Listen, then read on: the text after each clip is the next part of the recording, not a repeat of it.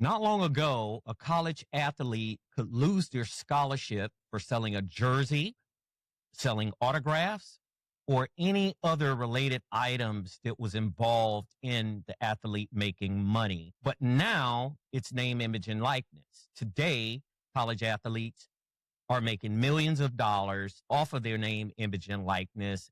And the question is whether it's going to help college football or whether it's going to hurt college football. Let's get into what name, image, and likeness means. Name, image, and likeness is examples of an athlete where schools in the past, they earned profit off of this athlete's talent. Yeah. That could be male or female. So we're going to cover both boundaries of it. We have female athletes. They play basketball, they play softball, they play golf. They play a host of athletics at these schools that make money, and they're making tens of millions of dollars. So here's the thing. Football and basketball are two of the largest revenue generators for these schools, and especially the Power 5 Division I schools. You're talking about they rolling into the hundreds of millions. Yeah. If not rolling up on to sometimes billions, because I can give you examples of some of the schools that benefited off of these athletes' talent and abilities. However, back in the day, an athlete could lose his scholarship on any trivial thing. He could lose his scholarship for disagreeing with a coach. He could lose his scholarship for a violation of team rules or violation of school rules and the whole 9 yards. And a lot of people don't hear, or not a lot of people talk enough about athletes that lost their scholarships, because you don't hear about those stories. You usually hear about those stories once every blue moon, where an athlete will come forward and say, look, my scholarship was taken out from under me. I had no choice but to move on and do something else, go to another school, whatever excuse they were given. So Isaiah, I'm going to ask you this question regarding to name, image, and likeness. What changed from the early days of college football, when an athlete couldn't profit off of anything? They couldn't work in the summer or even earn money from a summer. They couldn't earn money from donors, people who are called boosters. They give money to the schools, and a lot of them earn money different ways. They earn money under the table, around the table, however you want to look at it. Give me your take on name, image, and likeness and how it affects college football right now. It gives you a sense of security as a player, athlete. You're still a young man who has a family back home, whether you leave home or you stay in town.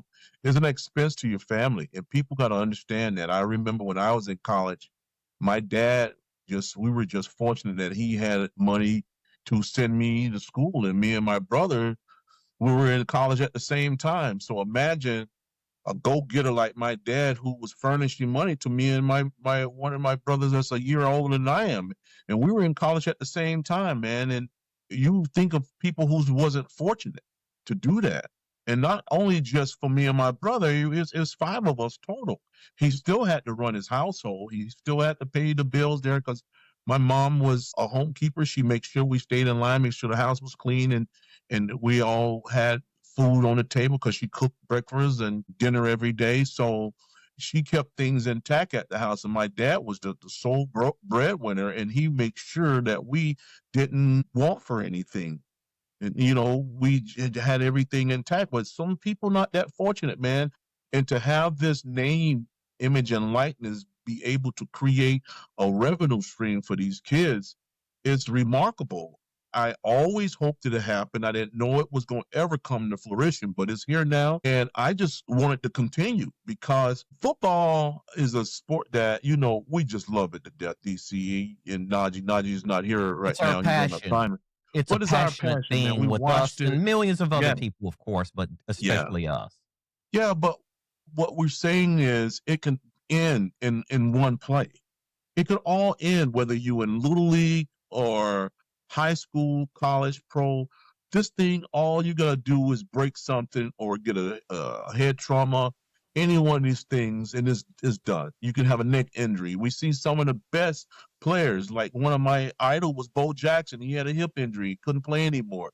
You had Michael Irvin, the playmaker. He had a neck injury. He couldn't play anymore.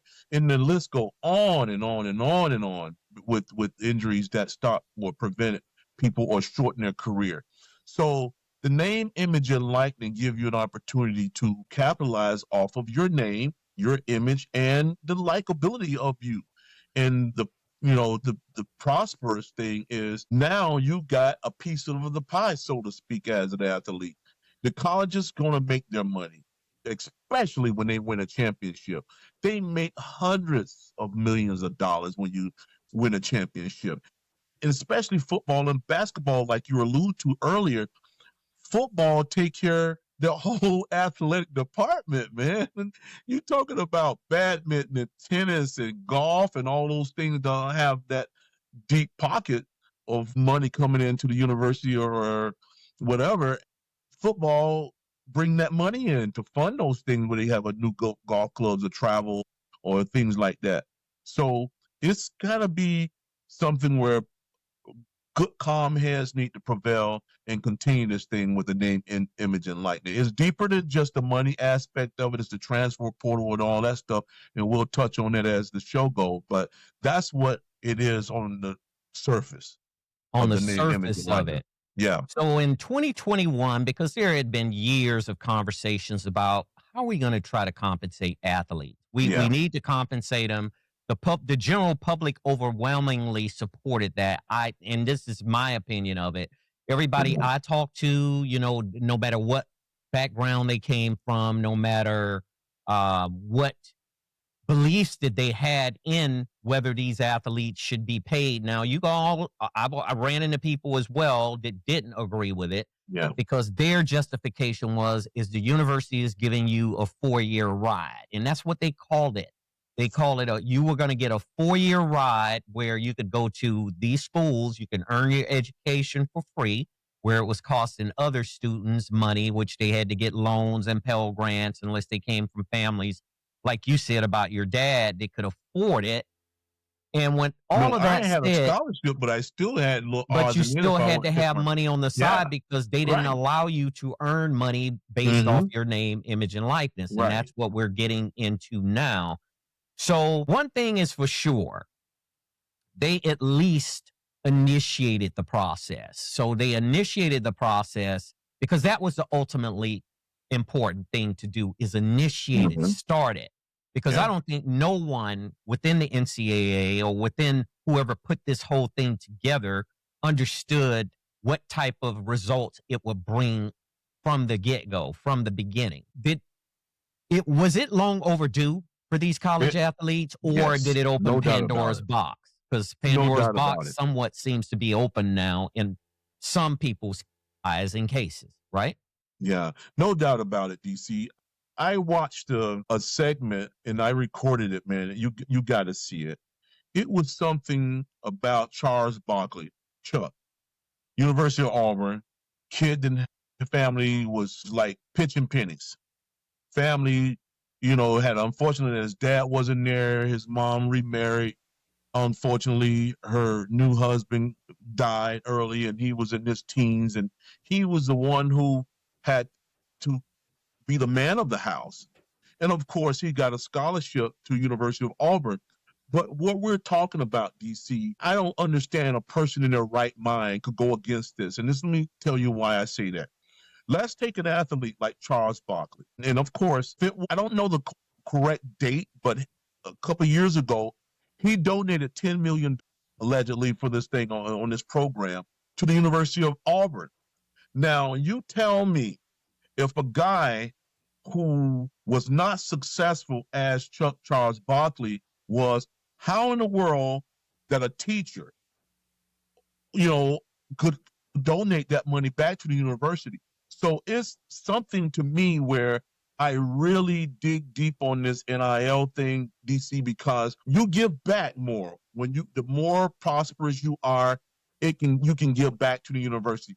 You can't ask a teacher to give no $10 million.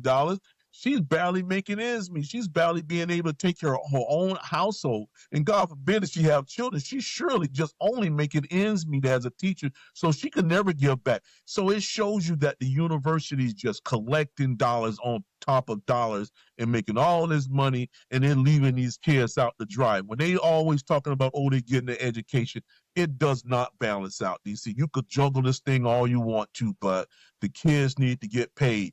They're getting pimped if they're not, because you think about something. You get up early in the morning. You can't strategize on how you can make a dollar other than, till you got to get out of school.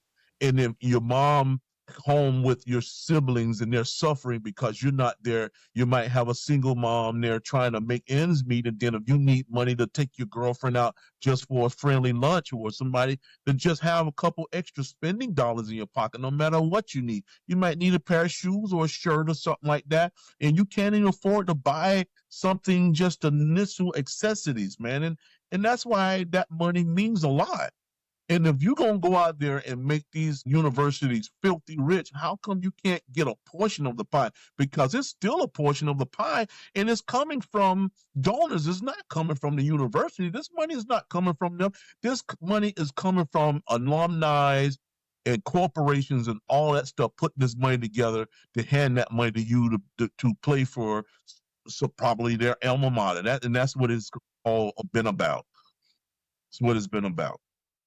Okay, so with all of that said, and now all of that, you were spot on in so many different areas, and I agree with every area that you mentioned about these athletes needing to be compensated along the way, especially in regards to football. Let's isolate it down to football. Football is one of the most violent sports in sports, other than rugby. And rugby even to me, is lightweight when it comes to football, because football, they put equipment on you, and you can just run as fast as you could and collide with somebody and collide with another human being. Now, in rugby, you're not wearing any equipment. You're not wearing a helmet or shoulder pads. And rugby has rules where they bunch up, and then, you could still be injured. So I'm trying to compare the two. American football is a very dangerous sport. It's an occupational hazard. Most people don't realize that. It's one of the bigger occupational hazards, because one play could end your career. One play can end your life. One play can make you disabled for the rest of your life. Yeah. Let's talk about football, and then we'll talk about basketball, and then we'll talk about the other sports, because anytime you have a sport with physical contact, it's more riskier than any other sport. Yeah. So name, image, and likeness. Here's the actual definition of name, image, and likeness, and then we'll move on to the next level. It refers to the right for student athletes to earn money from their personal brand, endorsements, social media, autographs, appearances, without losing eligibility. Now, let me back that up. Eligibility, we just spoke of slightly earlier, that you could lose 20 years ago. You could lose your eligibility for anything. If you sneezed wrong, you would lose your eligibility to be able to play football or basketball or any other sport at any school, for that matter. It could be Division I, it could be Division II, it could be even, any sport at that level of college sports that fell under the NCAA. If they found out something, schools got the death penalty. Look, SMU ended up receiving the death penalty because of Eric Dickerson mainly. And Eric Dickerson, he was just, it wasn't his initiation. Yeah. They wanted him to play at SMU, Southern Methodist University, which is outside Dallas. Yeah. And people offered him perks and benefits to play for Southern Methodist University. So I wouldn't so much blame the athlete as I would blame the system, blame the process behind how they went about doing it back then. But it all gets back to losing eligibility. Eligibility means you will no longer, either they'll suspend you for X amount of time or not let you play for X amount of time. And they'll take scholarships away. They take scholarships away from schools as a punishment. Every major school has pretty much had on the outskirts of it, went through it. I mean, the University of Miami went through it. USC, I was going to allude to that. Yes. University of Southern California went through it. Ohio State went through it. Tennessee went through it. Yeah, Absolutely. And a lot of other schools had to deal with this, but since 2021, they came up with a formula to allow boosters and people who want to donate money to put the money up, pay these athletes, and the athlete turns around and the athlete plays at the highest level to help that school win whatever accomplishments and goals that that school has, which is championships, of course. In college football, it's the NCAA national championship. In college basketball, it's the Final Four. And then whoever wins beyond that Final Four, that's it. You know what I'm saying? So let me get back to name, image, and likeness here before we push on to the next level, because at the end of the day, this all matters.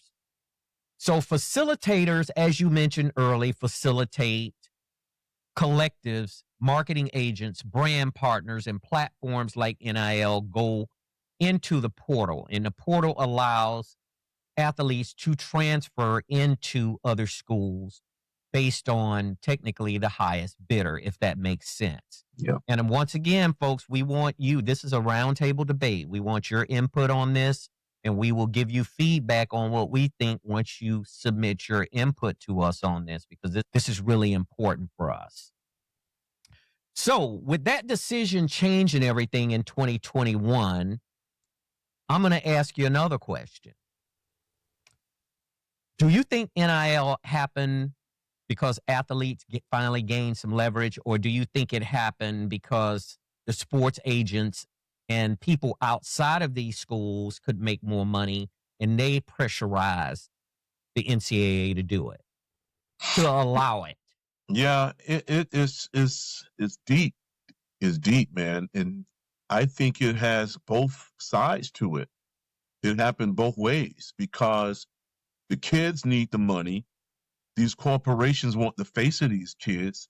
You can't just do it, but just go cold turkey, go get a kid and throw them on your platform, and that's it, and not compensate them. You just can't do that. That's illegal.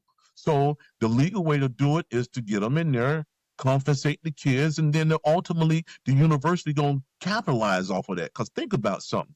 You take a kid that's like flat out balling out, and you give him a Pepsi or Coke or any one of these corporations ordeal, and the general public see that, you know, and the kid who's idolizing that particular football player in high school watching this stuff, guess what he's going to do? He's going to emulate the whole thing. He's like, oh, wow, I'm going to go to University of Miami because I see Tony is clocking it down there.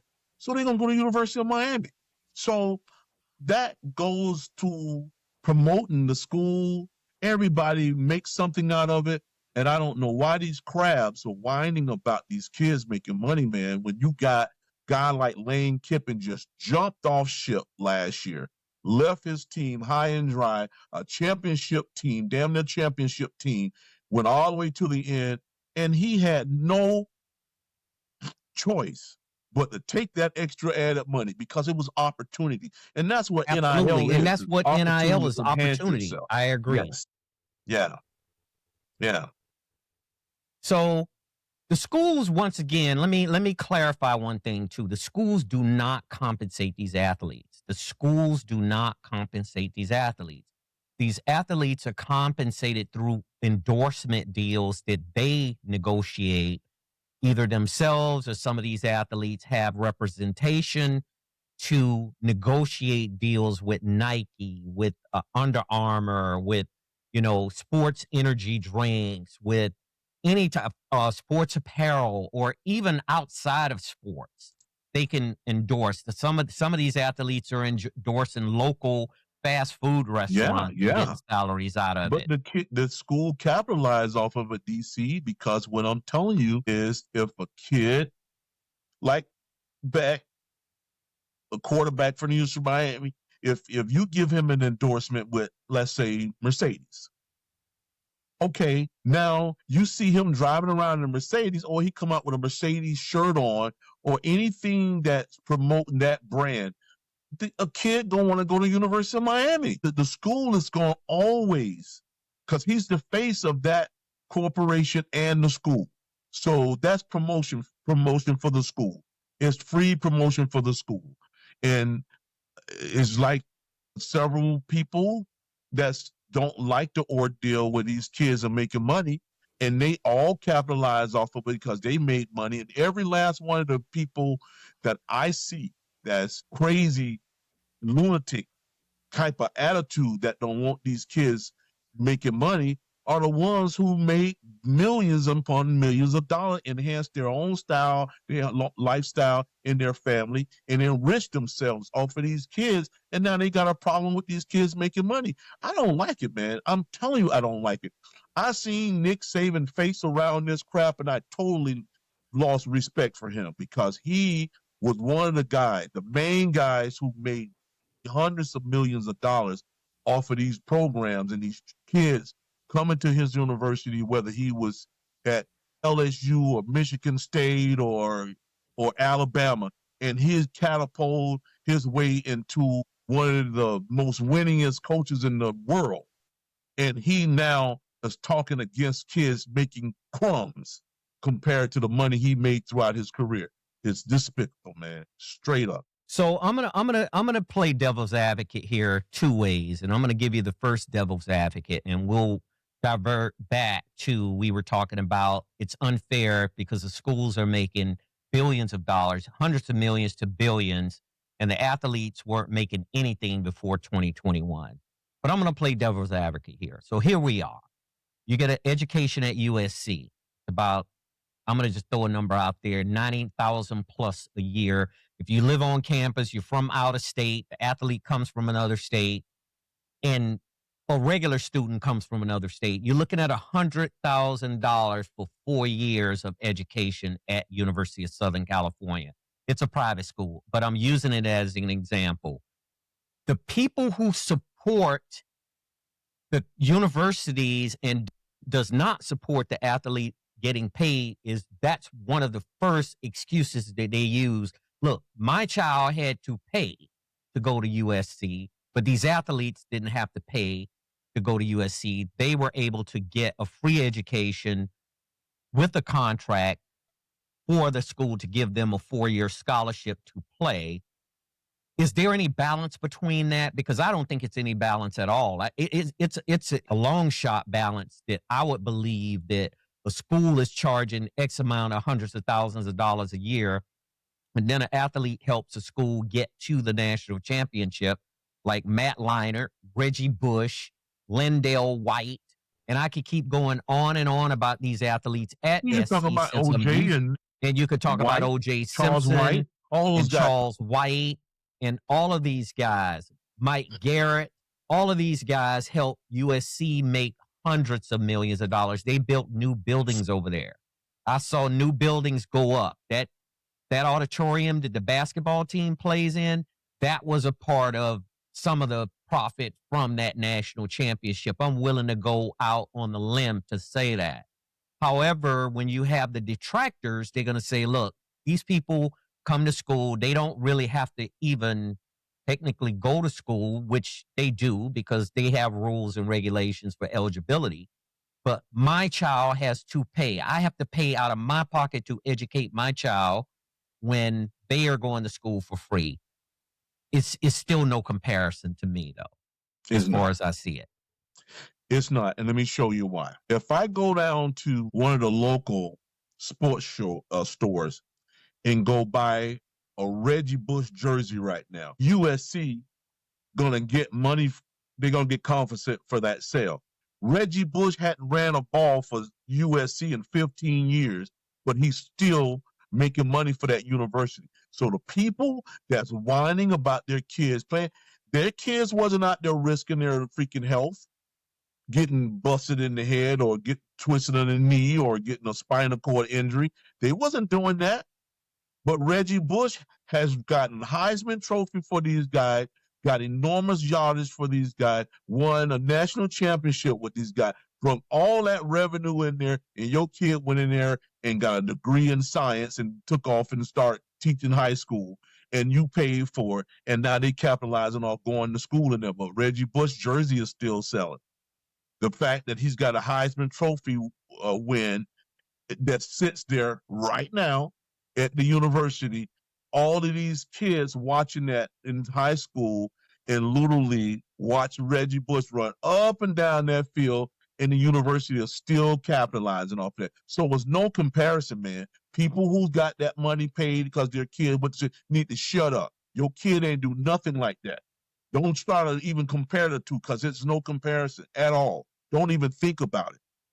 Those apples and oranges is not in the same bucket, bro. They aren't.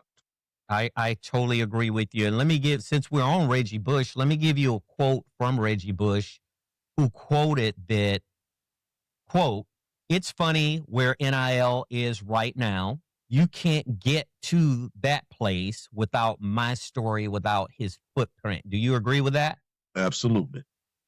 Absolutely, I do. Because Reggie did something that was remarkable for the sport. It ain't just for the university, for the sport itself. First of all, you got to look at Reggie Bush. Reggie Bush is not a big kid. He wasn't a big kid playing, but he had that heart and the desire to play this game at the highest level that's imaginable, man. And he won the Heisman Trophy. And to see a guy do that, and then the university build all of these historical buildings that's going to be here for 100 years, and Reggie Bush will probably be dead, and we all probably won't be here. But that's what I'm saying. You cannot compare this as a parent who got a kid that's going to school to be a freaking science teacher or anything. A doctor or a lawyer. Anything, man. Is anything, so yeah. That's the reason why I'm so into this, because I see the unfairness of it, where you can get a coach that does the same thing, jump around from university to job, enhancing his life, and for 4 years to 6 years, and sometimes these guys expanded a little bit now, they can barely make ends meet, and the parents can make ends meet, but this is an opportunity for them to make a little bit of money, and they don't want them to. And as a coach, you can go out and coach until you freaking in a wheelchair, if you still got the freaking fortitude to do it. And these guys' careers are short-lived, and you don't want them to make no money. It's like slavery. You go out there and bust your rear end night out and day in and day out, and then you can't get compensated for it. That's not even fair, man. It's not fair to sacrifice your health and your well-being for this sport. I mean, we're saying it is you like it, and you plan it as your own, guess of doing it, but you still making this university filthy rich, and small compensation with just a college degree to walk away with it, when these people are going to be making money for years and years after you long gone. Man, yeah, it's a huge imbalance, and I think it was long overdue. When I asked you that question, but it was long overdue, because it should have happened 20 years ago, as far as I'm concerned. Yeah. It should have happened, because longer than that, because these athletes have suffered, and they've suffered through a lot of different things, whether it was injuries, also, mental injuries, look mental. You've reached the end of another episode of the DC Stewart Sports Talk Podcast. Be sure to connect with us at Facebook and Twitter.com. Your voice is important, so head over to iTunes to subscribe, rate, and leave us a review. Catch our next episode.